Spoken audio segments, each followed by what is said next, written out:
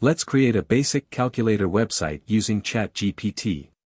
Just type create calculator website for me using HTML, CSS and JavaScript. And ChatGPT is writing code for you.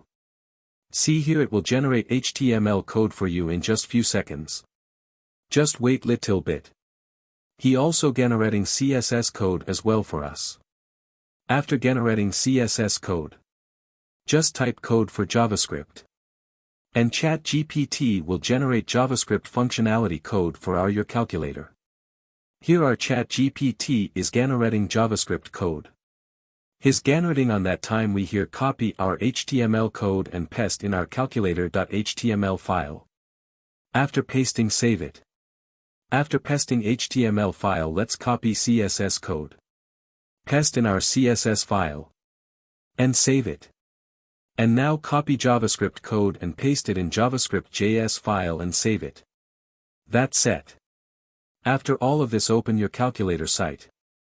This is how our basic calculator website looks like.